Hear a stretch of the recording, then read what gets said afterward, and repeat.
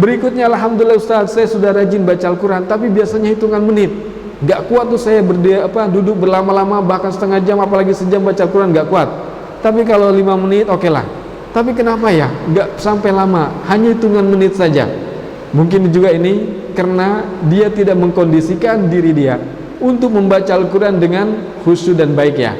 Jadi kalau seandainya misalkan sekarang kita kondisikan dengan HP ini bisa digunakan untuk baca Al-Quran, dan itu merupakan fasilitas yang memudahkan kita.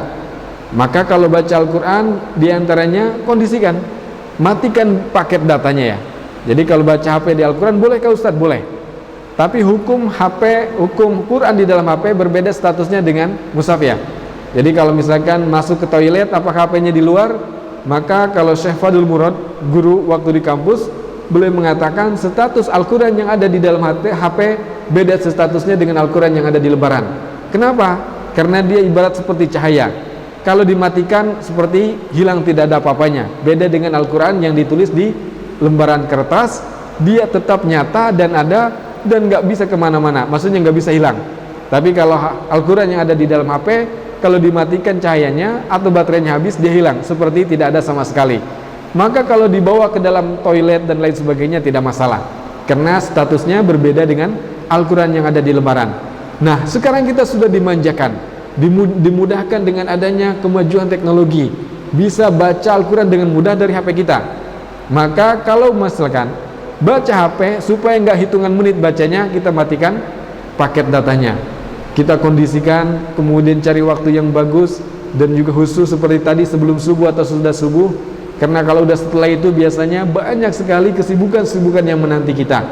Kalau seandainya kita memperhatikan hal ini, insya Allah ya, kita bisa tidak terasa 1 jam membaca Al-Quran, bahkan mungkin lebih dari itu, karena kita merasakan kenikmatan yang kita rasakan ketika kita membaca Al-Quran.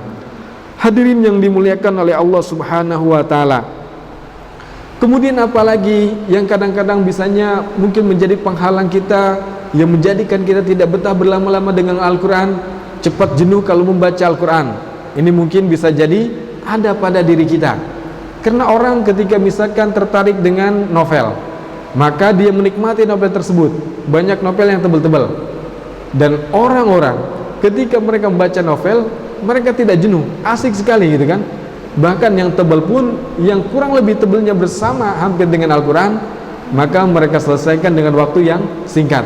Ada yang 1 hari hatam, ada yang 2 hari hatam novel ya.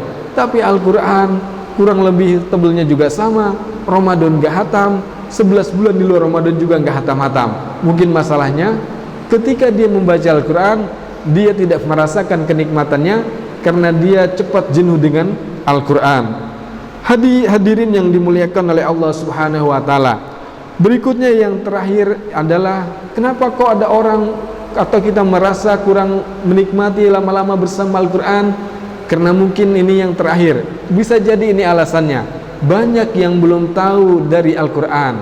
Kita nggak tahu tentang hukum tahsinnya, tajwidnya bagaimana, kita nggak tahu. Kemudian juga lebih-lebih maknanya, apalagi arti dan tafsirnya dan lain sebagainya. Banyak yang tidak tahu tentang Al-Quran. Dan mungkin yang penting mendasar tentang ilmu tajwid ya.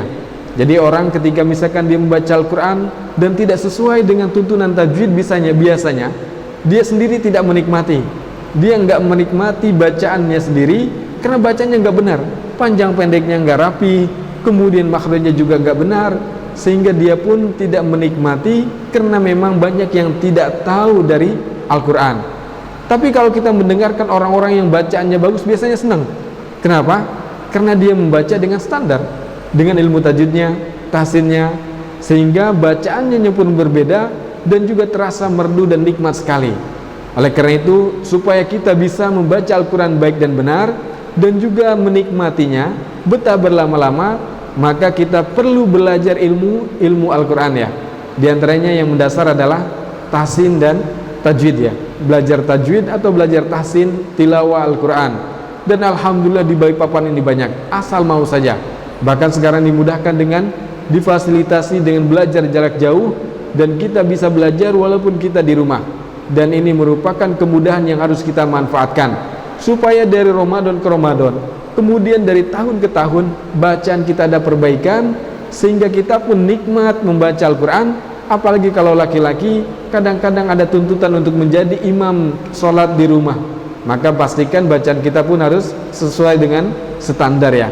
Jadi harus banyak tahu tentang ilmu Al-Quran supaya bisa berlama-lama dengan Al-Quran.